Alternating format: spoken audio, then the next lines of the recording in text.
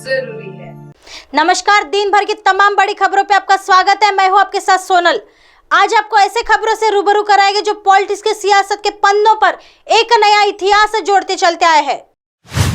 NCP के भावी मुख्यमंत्री वाले पोस्टर को नाना ने बताया बचकाना, कहा कांग्रेस जनता के मुद्दे उठाने में व्यस्त। राज्य में पिछले कई दिनों से मुख्यमंत्री पद को लेकर चर्चाओं का दौर शुरू है। राष्ट्रवादी कांग्रेस नेता अजित पवार के मुख्यमंत्री बनने की इच्छा जाहिर करने के बाद से उनके समर्थक राज्य भर में उन्हें भावी मुख्यमंत्री बताते हुए बैनर पोस्टर लगा रहे हैं। पिछले दिनों एनसीपी नेता प्रशांत पवार ने अजित पवार के समर्थन में शहर में भावी मुख्यमंत्री के पोस्टर लगाए थे। वहीं अब इन पोस्टरों पर कांग्रेस प्रदेश अध्यक्ष नाना पटोले ने अपनी प्रतिक्रिया दी है। शनिवार को एमएनएस न्यूज से बात करते हुए पटोले जी ने इसे बचकाना बताते हुए कहा, मौजूदा समय में कोई चुनाव नहीं, लेकिन फिर भी यह बैनर पोस्टर लगाया जा रहा है। कांग्रेस का इन सब पोस्टर बैनरों पर कोई बयान नहीं है। हम जनता के मुद्दों को उठाने में लगे हुए हैं। मौजूदा समय में राज्य के अंदर बेरोजगारी, महंगाई, किसान आत्महत्या जैसे गंभीर मुद्दे हैं जिन्हें हम उठा रहे हैं। आइए बढ़ते हैं अगली खबर की तरफ। बाजार समिति चुनाव परिणाम को लोकसभा और विधानसभा से न जोड़े, चंद्रशेखर बावनकुले। राज्य भर में हुए 147 बाजार चुनाव समितियों के परिणाम आ गए हैं। इस चुनाव में महाविकास आघाड़ी समर्थित पैनल को बड़ी जीत हासिल की है।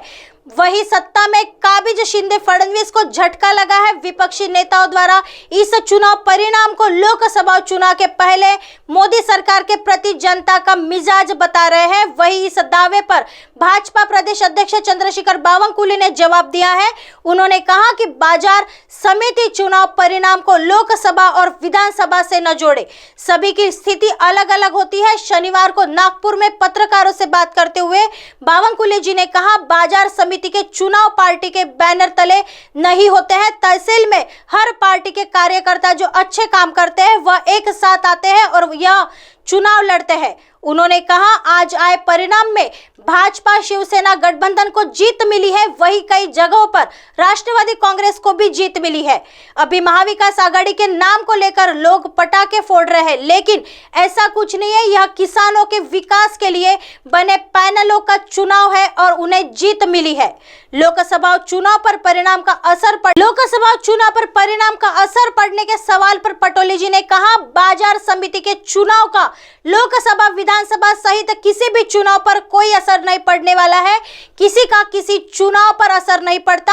हर चुनाव की स्थिति अलग होती है। हमने देखा है जब एक साथ दो चुनाव होते हैं तो एक ही मतदाता लोकसभा में किसी और राज्य के चुनाव में किसी और को वोट करता है। सरकार ने नियम बदलकर किसानों का किया भला।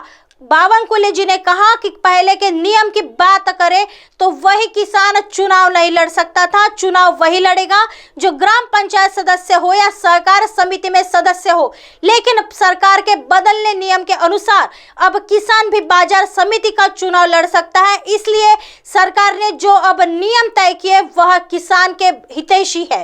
आइए बढ़ते हैं अगली खबर की तरफ।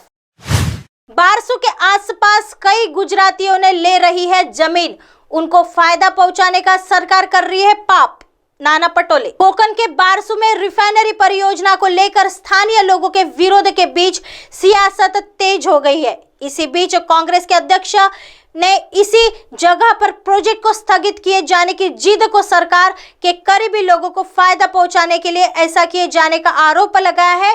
नाना पटोले नागपुर में पत्रकारों से बात करते थे। उन्होंने कहा कि बीते कुछ वक्त में इस प्रोजेक्ट के आसपास कई लोगों ने जमीनें खरीदी है, जिससे अधिकतर लोग गुजरात के हैं। ऐसे लोगों को कई जनता के पैसे से गुना अधिक भाव देने का पाप यह सरकार कर रही है। पटोले जी ने कहा कि किसी को भी इस प्रोजेक्ट का विरोध नहीं है, लेकिन स्थानीय लोगों के सर को फोड़कर आपराधिक मुकदमे दर्ज कर प्रोजेक्ट लगाने की जिद करना ठीक नहीं है।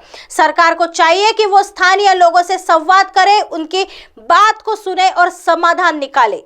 कोकण के लोग पर्यावरण को बहुत महत्व देते हैं, उनका पक्ष भी सुना जाना चाहिए। नाना पटोले जी ने कहा कि मैं खुद वहां गया, मुझसे पानी के मौसम में हजारों महिलाएं मिली थी जिन्होंने अपना विरोध दर्ज कराया था।